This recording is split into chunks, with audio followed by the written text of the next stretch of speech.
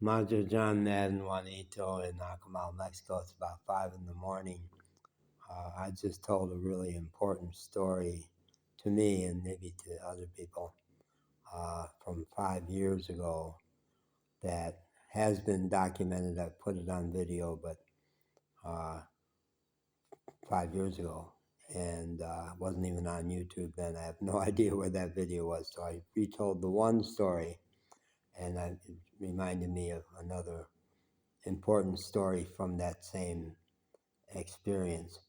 I had in June of 19, after 30 years of being misdiagnosed as bipolar and suffering terribly from the diagnosis, being a clinical psychologist myself, and from the soul-crushing drugs they had me on.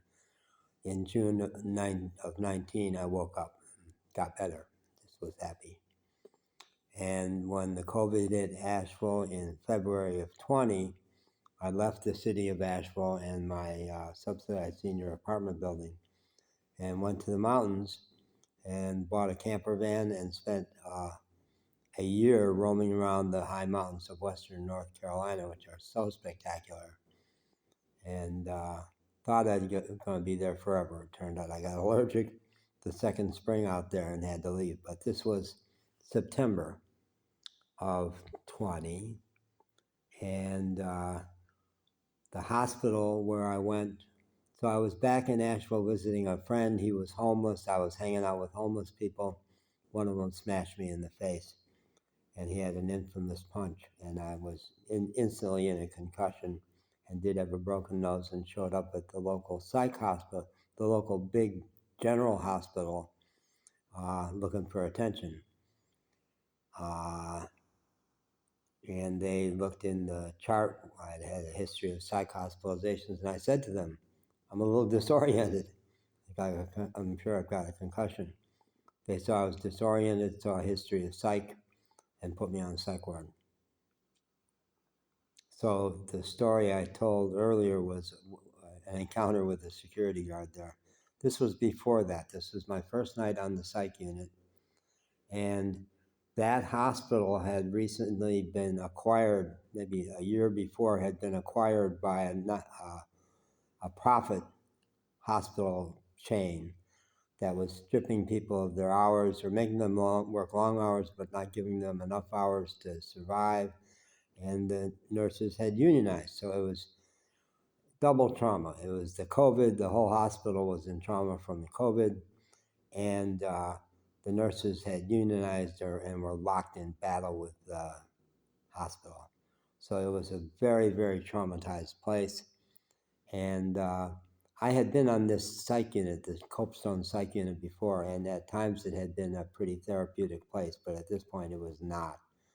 It was all about managing symptoms. If you cried, you lost points. If you yelled, God forbid, you really lost privileges. They just couldn't cope with feelings. They were just trying to manage people. And I was a clinical psychologist, and I had worked on those units, so I walked around and listened to people that nobody else was listening. And there was a tall, slender young woman who was yelling and pounding on the wall, and they just regarded her as crazy as a hoot. And I went up and said, hey, hon, what's going on? You're upset. And she told me. The day before, she had finally gotten the courage up to break up with her abusive boyfriend, and he had beat the shit out of her. She had called her mom crying and crying and crying, and the mom got worried about her. She actually was not suicidal, but the mom thought she might be, and called 911.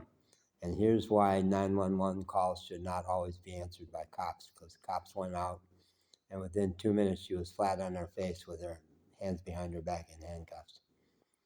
So by the time they got her to the psych unit, she was mad, okay? She was traumatized, in shock, physically beat up, and mad. And she told me the story. I said, you don't belong here. It's the wrong place for you. Let's get you out of here. So let's go over and talk to the nurse. So I walked up to the nurse's station with her, and she started to raise her voice. I said, no, they don't like that. Don't yell.